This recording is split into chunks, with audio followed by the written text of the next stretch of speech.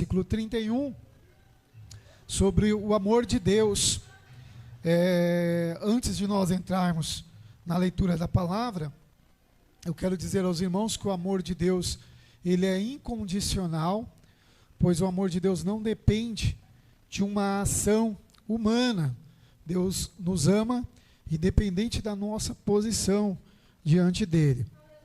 Nós encontramos diversas vezes a manifestação do amor de Deus na velha aliança, e o clímax, a sua máxima demonstração de amor na nova aliança. Nós encontramos o amor de Deus mesmo quando o homem pecou, porque quando Adão e Eva pecaram, Deus, ele permitiu para que o homem não vivesse eternamente em pecado. Deus permitiu que o homem envelhecesse e morresse. Mas ali, naquele momento, que Deus ele já colocou umas leis, umas regras do que iria acontecer com o homem, com a mulher, com a serpente, Deus também trouxe a solução, que através da semente da mulher, o Filho de Deus viria para restaurar todas as pessoas que o aceitassem como Salvador. Aí nós vemos o grande plano do amor de Deus se concretizando com a vinda de Cristo Jesus. E aqui o escritor aos Romanos, o apóstolo Paulo, ele fala sobre este amor. Já o que João tinha escrevido, lá no 3,16 do seu livro, que Deus amou o mundo de tal maneira, de imensa maneira, que deu seu Filho unigênito, seu Filho verdadeiro, seu Filho primogênito, para que todo aquele que nele crê não perecesse, mas tivesse a vida eterna. O escritor Isaías, ele nos fala que Deus permitiu com que Jesus viesse à terra, e lá ele escreve, no capítulo de número 53, que verdadeiramente ele tomou sobre si todas as nossas dores e as nossas enfermidades. Reputamos como aflito de Deus, ele foi ferido pelas nossas transgressões, moído pelos nossos pecados. O castigo que nos traz a paz estava sobre ele. Então o amor de Deus foi tão grande para com a nossa vida, para conosco, para as almas, que ele foi lá e deu o seu Filho amado para morrer em nosso lugar. Então, meu irmão, minha irmã, você não é qualquer um, você não é qualquer uma, você é alguém que tem intimidade com Deus, que tem compromisso com Deus, que tem uma responsabilidade diante de Deus. Que responsabilidade é essa? Ou nós sermos salvos por Jesus Cristo e ser livre da vida, da ira de Deus que será derramado sobre a terra e na eternidade, ou cairmos em condenação. Então nós temos privilégios através de Cristo Jesus. Quando nós lemos e estudamos a história da igreja, nós vemos que Estevão, Paulo, Pedro, Timóteo, vários homens e mulheres de Deus que vieram surgindo na história, entenderam o plano do amor de Deus e deram seus corpos em sacrifício vivo para Deus. Aí o Paulo, inspirado pelo Espírito de Deus, escreveu essa carta à igreja ali em Roma. E nós vemos que essa igreja, ela sofreu grande perseguição, teve grande aflição, porque o Império Romano, ele perseguiu essa igreja fortemente, principalmente quando a igreja foi acusada do incêndio de Roma. Mas isso é a história a história da igreja. Mas nós vemos que era uma igreja que estava ali no Império Romano, um império idólatra, um império que constantemente perseguia a igreja de Cristo naquela época. E aqui o apóstolo, como em algumas outras cartas, principalmente a carta de Gálatas, ele está defrontando, está deparando com religiosos judaizantes e sentiu a necessidade de consolar a igreja, de confortar a igreja a respeito da esperança que está depositada no amor de Deus através de Cristo Jesus. E hoje, Deus nos traz essa demonstração de amor, grande amor que Ele tem para conosco, para os seus filhos, que uma vez fomos conquistados através do sacrifício de Cristo na cruz do Calvário. Aí o apóstolo, no versículo 31, ele faz uma pergunta, ele faz duas perguntas: que diremos, pois, estas coisas? O que podemos dizer de todas essas coisas, as coisas que ele vem falando? Se Deus é por nós, quem será contra nós? Ele faz essa pergunta, uma pergunta que nós precisamos refletir, assim como os irmãos deveriam refletir naquela época, nós também deveríamos refletir. Se o Criador, nosso Senhor, que criou o céu e a terra, que soprou e tirou uma parte da vida que havia nele, dentro dele, e colocou no homem, está conosco, quem se levantará contra nós? Às vezes nós passamos por aflições, perseguições, dificuldades, e aí vem o medo, vem a angústia, vem o desespero, vem um sentimento de solidão, de acharmos que estamos desamparados ou sozinhos. Mas se Deus está conosco, quem será contra nós? Este amor, ele é imenso, que Deus está do nosso lado. Aí Jesus, como obediente, como obediente, e sendo a imagem, e tendo ali o compromisso e a responsabilidade de manifestar o Pai, o sentimento do Pai, ele disse: eis que estou convosco todos os dias. Se Cristo está conosco, é sinal que o Pai também está conosco, porque o amor deles é incondicional, não depende de uma ação humana, porque esse amor já foi demonstrado. Ah, Deus me ama? Ama. Como que eu sei que Deus me ama? Porque Jesus já morreu. Deus já fez. Deus já demonstrou. Deus já agiu. Então o amor de Deus já foi demonstrado ali na cruz do Calvário através de Cristo Jesus. Aí o versículo 32, ele diz assim: aquele que nem mesmo seu próprio filho poupou, antes o entregou por nós, como não nos dará também com ele todas essas coisas? Espera aí, Deus olha para mim, olha para você, que João escreveu, esse amor imenso que Deus manifestou, esse amor grande de ter enviado Jesus, e aí o escritor disse: se Deus não poupou Jesus por minha causa, você acha que Ele não vai fazer com que eu herde todas as coisas? Você acha que você, irmã, irmão, você é coitadinho, você é coitadinha, ou você não vai conseguir, ou você não vai conquistar? Não, Deus enxergou muito mais além do que você enxerga de você mesmo. Você não é aquilo que o diabo sopra. Porque quando o apóstolo escreve que o diabo está ao nosso derredor, bramindo como leão, buscando quem possa tragar, ele está dizendo o seguinte, que o diabo está lutando todos os dias para tentar te derrubar, para tentar te desanimar, para tentar fazer você parar, regredir ou voltar atrás. Mas o apóstolo Paulo diz para a igreja de Roma, a carta aos romanos, dizendo: Deus, Ele não poupou o seu filho, porque Ele quer entregar algo excelente para vocês. Aí o escritor aos Hebreus diz que todos os homens que viveram na velha aliança não alcançaram a promessa, porque Deus reservou para nós algo maior.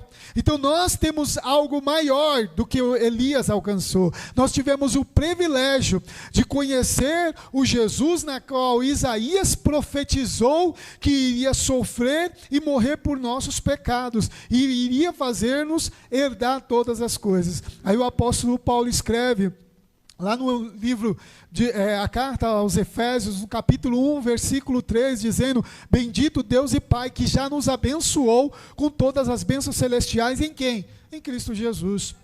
Então, em Cristo Jesus, nós herdamos a salvação.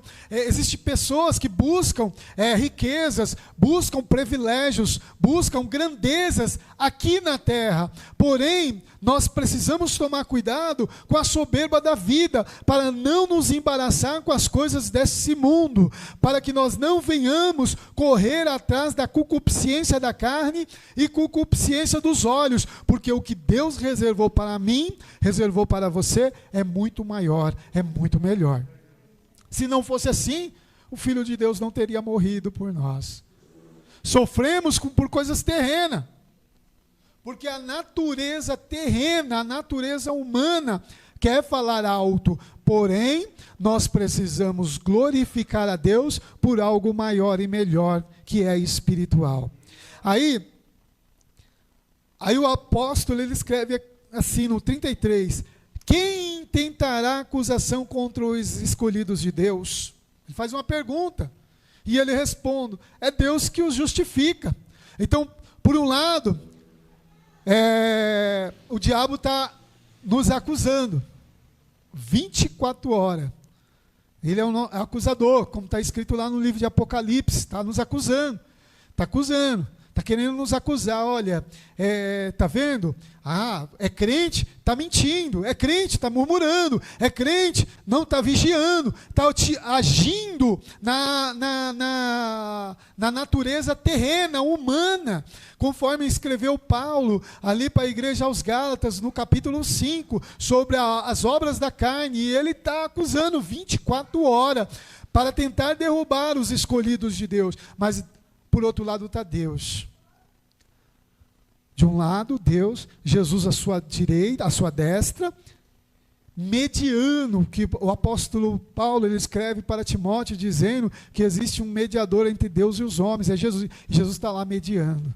E aí o nosso diretor, aquele que veio para dirigir a igreja, para consolar a igreja, está intercedendo com gemidos inexprimíveis. Pai, liberta essa moça, liberta esse moço. Aí ele chama você pelo seu nome, você que ainda tem um vício, você que ainda tem uma dificuldade, ele te entende, ele compreende as suas limitações, as suas dificuldades, está mediando, e o Jesus está à destra. Pai, ajuda esta pessoa, porque eu morri por ela, eu dei a minha vida por ela, dê oportunidade, porque existe alguém que está de joelhos, orando a favor do seu ministério, a favor da sua vida, a favor da sua alma, e aí o Espírito de Deus se junta com aquela pessoa que está clamando, que está gemendo, e a sua oração sobe como incenso diante de Deus, e é quando Deus se levanta ao seu favor, porque o amor de Deus,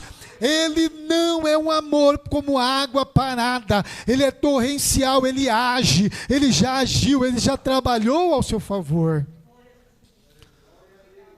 Mas olha, o amor de Deus, não tem como, nós diz que a mente humana, Jesus ele mesmo, quando ele começa a falar do reino dos céus, do reino de Deus, ele fala para os homens que eu vos falo com coisas terrenas, e vocês não entendem, quanto mais se falar das coisas espirituais, porque as coisas espirituais só discerne espiritualmente. Como pode alguém dar o seu filho amado, seu único filho, para morrer por prostituta, por ladrão, por mentiroso, por avarento, por idólatra, por pessoas desacreditadas? Ele foi lá e deu o seu único filho.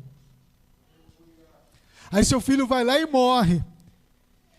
E aí tem muitos que ainda têm coragem de dizer: eu sou coitadinho, eu sou coitadinha. Misericórdia, você não é. Você é ovelha do pasto de Deus. Ou você é ovelha, ou você é lobo. Ou você é ovelha, ou você é bode. Mas eu creio que você é ovelha. Sabe por que eu creio que você é ovelha? Porque você tem o Espírito de Deus. E todos aqueles que têm o Espírito de Deus pertencem a Deus. Se você pertence a Deus, você é dele. E se você é dele, o amor dele é grande, é imenso. E Jesus, então, o sacrifício de Jesus foi por você, foi para você. Aleluia. Aí, Deus está lá te justificando. Aí Deus olha e fala: afasta dele, Satanás, porque o meu filho morreu por ele. Ele tem o meu espírito, ele anda em comunhão. Mas para ter comunhão com Deus, eu tenho que ter comunhão com o meu irmão. João escreveu isso, né? Eu preciso, quando ele escreveu, no capítulo de número 3, versículo 16, ele diz que Deus amou o mundo de tal maneira que deu seu Filho único para morrer por nós. Aí ele escreve a primeira epístola, no capítulo 3 e 16, que o amor de Deus é esse, que eu dê a vida pelo meu irmão. Então eu preciso amar o meu irmão. Se eu amo o meu irmão, eu amo a Deus. Mas o amor de Deus é incondicional. Dependendo da posição do pecador, dependendo do que o pecador vá ou não fazer, ele já demonstrou que ele ama, dando o seu filho amado. A pessoa morreu, foi para o inferno, porque quis. Jesus, foi a escolha dele, ele fez essa escolha, e ele acabou sendo condenado, ou vai ser condenado. Por quê? Porque ele escolheu isso. Independente disso, Deus e Jesus, eles foram lá e Jesus disse: eu vou morrer por eles. Aí o pai fala: vai, meu filho, morre por eles. O Espírito do Senhor ainda fala, parece que o Espírito do Senhor, no meio dessa comunhão gloriosa, falou: eu ainda estarei lá, te enchendo de sabedoria e atuando no meio de Jerusalém, no meio de Samaria, por onde você passar eu estarei contigo. Então a Trindade tramou um plano glorioso, projetou um plano glorioso lá na eternidade, por sua e por minha causa. Então o diabo não pode tocar naqueles que têm a sua vida escondida em Deus. Então a sua vida precisa estar escondida em Deus, protegida embaixo das potentes mãos do Senhor, para que Ele te conceda vitória, dia após dia. Aí o versículo 34. Quem os condenará? Outra pergunta. Pois é Cristo que morreu, ou antes, quem ressuscitou dentre os mortos, o qual está à direita de Deus e também intercede por nós. Quem vai chegar diante de Deus? Qual é o capeta que vai chegar diante de Deus e vai acusar aquele crente que anda na obediência, aquele crente que anda na vigilância, aquele crente que ora, aquele crente que tem sinceridade com Deus, sinceridade com seu próximo, que ama a Deus acima de tudo e busca Deus? Não tem como.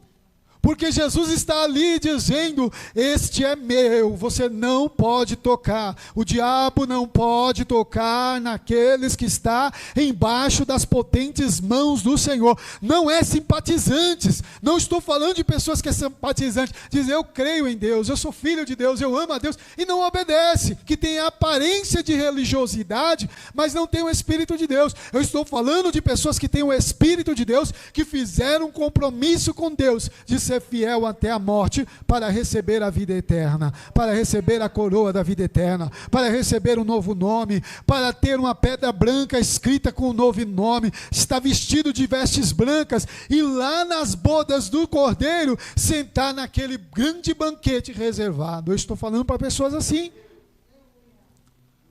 pessoas que têm certeza da salvação. Se você tem dúvida, você precisa acreditar na salvação que Cristo Jesus tem para você. Aleluia. Aí o versículo de número 35. Na parte B.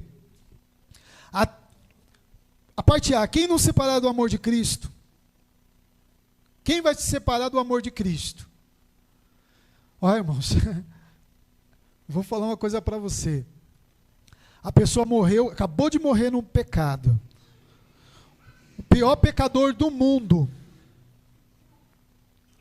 O amor de Cristo já foi demonstrado por ele. Então nada separa do amor de Cristo. É que às vezes confundimos a interpretação do texto. Está falando do amor da divindade, do Supremo, pela pessoa humana. Pela pessoa humana. Do pastor pelas ovelhas. O Supremo Pastor pelas ovelhas. Não está falando do inverso. Nada vai me separar o meu amor de Cristo. Não é isso que o texto está dizendo. É o amor de Deus. Então, por isso que ele diz: quem nos separará do amor de Cristo? Cristo já demonstrou. Ele diz: eu amo vocês. Por isso que lá na frente, Paulo ele faz uma comparação quando ele fala sobre o casal. Ele fala que o marido deve amar a sua esposa como Cristo amou a sua igreja. Porque esse amor foi demonstrado. Porque Cristo deu a vida pela sua igreja. Então ele já fez isso. Ele resgatou-nos na maldição da maldição do pecado. Ele nos resgatou. Resgatou quem, pastor? Todo mundo? Não. Quem crê nele. Ou eu creio para a salvação, ou eu não creio para a condenação. Então, se eu creio para a salvação, Jesus me resgatou. Porque ele já demonstrou esse amor. Então, por isso que o escritor diz: quem nos separar do amor de Cristo? Aí ele classifica aqui 7 situações. A tribulação, as lutas diárias vai nos separar, as tribulações vai nos separar. Não, Jesus vai continuar nos amando. Ele vai estar conosco, porque ele prometeu: estou convosco todos os dias. A angústia, Paulo fala que muitas vezes ele foi angustiado, aflito. Então ele passou por diversas situações, porém o Senhor era com ele. Deus é com você. Jesus é com você. O Espírito do Senhor, ele se move, ele trabalha, ele age, ele limpa, ele purifica, ele levanta, ele traz alegria em você. Porque a Bíblia diz que até a tristeza, ela salta de alegria. Pastor, mas eu vivo em angústia. A Bíblia diz, quando Neemias estava sendo perseguido, ele entendeu e ele aprendeu que Sambalat e Tobias não era maior do que o Deus que ele servia. Então ele tramou estratégias. E aí o povo trabalhava com a ferramenta numa mão e com a outra na espada. Aí ele se levanta no meio deles e disse: olha, não entristeçai-vos, porque a alegria do Senhor é a vossa força. Se eu quero que Deus me fortalece, então eu preciso alegrar a Deus. Como eu faço para alegrar a Deus? Eu preciso fazer a sua vontade. Qual é a vontade de Deus para você? Deus, ele me ama.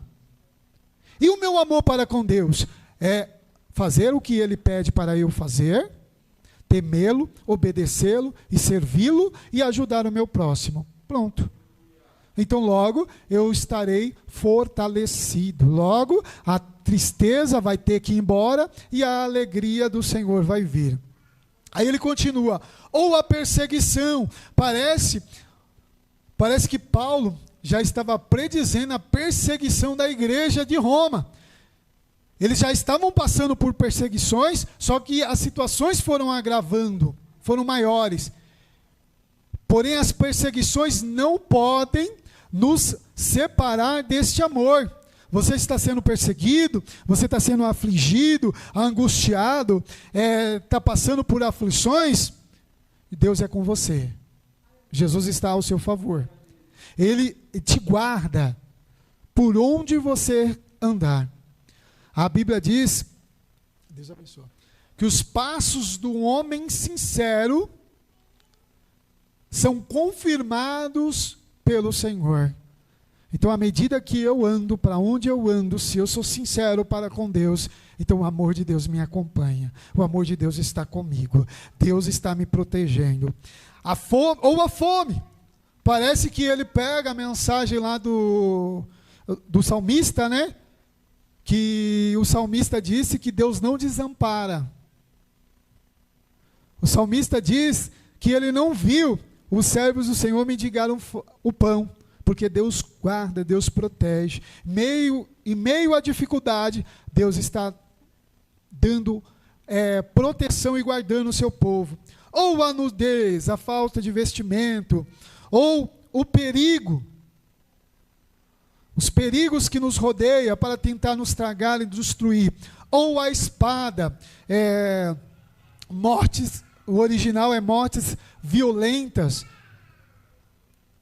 Aí ele responde, como está escrito, por amor de ti, somos entregues à morte todo dia, fomos reputados como ovelhas para o matadouro.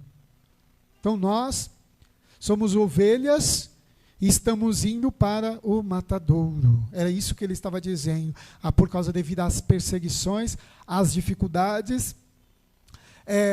E mesmo que as dificuldades venham no seu lar, na sua vida, talvez a sua esposa não te entende, o seu esposo não te entende, o seu pai não te entende, sua mãe não te entende, ninguém pode te ajudar. A angústia, a aflição, o desespero, o desemprego, os problemas da vida querem sufocar a sua fé, querem minar, derrubar ou te entristecer. Saiba que Deus, Ele te ama e Ele tem cuidado de vós. Aí ele completa, porque estou certo, ou tenho certeza de que nem a morte, não importa quem morra, nem a vida, nem os anjos, aqui os anjos malignos, nem os principados, nem as potestades, nem o presente, nem o porvir, nem a altura, nem os céus, nem a profundidade ou Hades, nem alguma outra criatura nos poderá separar do amor de Deus que está em Cristo Jesus, nosso Senhor. Então, não importa o que você passa, não importa as dificuldades, nada nos separa deste imenso amor. Sou eu que posso ir para longe desse amor, mas o amor de Deus, ele é imutável. Da mesma forma, imagine alguém que aceitou Jesus em 1980, e Deus disse para ele, e disse, eu te amo, e o meu amor é imenso, e vou fazer uma grande obra na sua vida. Os anos foi passando, a pessoa foi envelhecendo, hoje a pessoa está beirando 60 anos. O amor de Deus mudou? Não, continua o mesmo. A mesma grande obra que Deus teve lá no início, Ele vai ter até o final. Porque o amor dele é imutável. Deus não se prende ao tempo, porque Ele criou o tempo. Deus não se prende às desculpas que damos para Ele, porque Ele nos conhece profundamente. Deus, Ele não deixa o inocente ser condenado como culpado, porque Ele não toma o culpado como inocente e nem o contrário. O inocente, Ele coloca como culpado, porque é Ele que justifica. O amor de Deus por mim e por você é muito grande. E Ele nunca vai te deixar só. O apóstolo Paulo, no mesmo livro, ele diz assim, no versículo de número 8 do capítulo 5, mas Deus prova o seu amor para conosco, em que Cristo morreu por nós, sendo nós ainda pecadores, logo muito mais agora, sendo justificado pelo seu sangue, seremos por ele salvos da ira. Então o amor de Deus é grande, e Ele quer nos salvar da ira futura. Que ira futura? É juízo final. Então, irmão, irmã, nós precisamos estar na condição de salvo. As aflições, as dificuldades diárias não podem tirar a nossa fé, o nosso temor, a nossa obediência a Deus. Tudo que vier para poder tirar a tua paz, vier te trazer confusão, angústia, dúvida, dobra os joelhos no chão, ou sentado, ou deitado, clame, grite, chore e fala, Senhor, me ajude, porque a vinda de Jesus está próxima, e nós precisamos estar prontos para partir. O amor de Deus foi demonstrado. O amor de Deus, ele é grande, ele é imenso. O céu é imenso, é grande, cabe muita gente. nós precisamos levar pessoas, precisamos levar a nossa família, precisamos levar o nosso patrão. Ah, pastor, mas o meu patrão, ele me perturba, o meu familiar não está comigo, é ele que Jesus quer salvar. Porque quem éramos nós? O escritor disse que o amor de Deus foi demonstrado, que Jesus morreu, quando nós ainda éramos ímpios, pecadores. Hoje nós somos pecadores arrependidos, mas quando nós éramos pecadores e não ligávamos, não tínhamos a responsabilidade no plano da salvação. E agora que nós sabemos que o Filho de Deus veio aqui, sofreu, padeceu por nós na cruz do Calvário, ressuscitou ao terceiro dia, nós precisamos ter ciência que ele foi, conforme diz João no capítulo 14, ele foi nos preparar lugar para nós morarmos com ele. Então, irmã, para concluirmos, não vale a pena sofrer por qualquer coisa. Não vale a pena ligar porque as pessoas falam de você. Não vale a pena parar para contestar as perseguições. Não vale a pena nós nos lamentarmos se algo na nossa vida não deu certo. Não vale a pena nós chorarmos e sofrermos e queremos pagar penitência se as coisas não aconteceram da forma que planejamos. Mas vale a pena nós crermos que o amor de Deus é tão grande e poderoso para devolver em dobro aquilo que o diabo roubou. Aquilo que o inferno quis estragar. A palavra que ouvimos, que foi pior do que um tapa na cara, não vale a pena, não vale, porque foi Jesus que te amou, o Filho de Deus que te amou e deu a vida por você. Quem sou eu ou quem é outras pessoas para dizer para você que não vai dar certo, sendo que o Filho de Deus está dizendo, vai dar certo, porque eu estou com você. Ah, na súbia. Deus, ele planejou algo grande e especial para você. Se você está agindo na obra, trabalhando na obra de Deus, não foi porque o homem te escolheu, foi porque Deus te escolheu. E se Deus te escolheu, a obra quem vai cobrar é Deus. Então não olha para o que as pessoas dizem. Faça tu a vontade de Deus. Ame a Deus o máximo que você puder, amando o teu próximo, fazendo a vontade dele, aleluia, porque ele acreditou em você. Porque quando Jesus estava ali no Getsemane, que ele disse, Pai, se possível, passa de mim este cálice. Parece que ele teve um diálogo com o Pai. Pode até ser, o texto não fala. Deus tenha falado, filho, se você não morrer agora, muita gente vai morrer sem salvação. Pode ser que o pai tenha virado para ele e falado, meu filho, são os teus que irão perder. Mas uma coisa eu tenho certeza, o texto não fala, mas eu tenho certeza que quando Jesus estava na cruz do Calvário, ele enxergou a sua vida, por isso que ele foi até o fim, padeceu por mim e por você, como nosso cordeiro expiatório. Ele morreu no teu lugar. Ele tomou as suas aflições, ele tomou as tuas dores, assim como as minhas também. Então foi por você, foi a única pessoa que veio na face da terra e morreu e sofreu por você. Aleluia. Então, irmão, não vale a pena parar, porque o diabo está gemendo, gritando, bramindo, se levantando. Não vale a pena parar, porque os teus perseguidores estão dizendo que não estão com você. Jesus, o Filho de Deus, está agindo ao seu favor, porque Ele te ama. Pode ser que eu não te entenda, pode ser que eu não compreenda a sua situação. Se Deus pegar e falar assim, olha, toma a luta dessa irmã, deste irmão, para você, na mesma hora que eu receba, eu caia morto. Porém, Jesus, ele pegou todas as nossas dores, todas as nossas aflições, e foi lá na cruz do Calvário até o final. Então, irmão, vá até o final. Siga o exemplo de Jesus Cristo. Vá até o final. Ele tem porta, ele tem provisão, ele tem segurança, ele tem paz, ele tem direção, ele tem amor, ele está com você nas dificuldades, ele vai estar sempre do teu lado.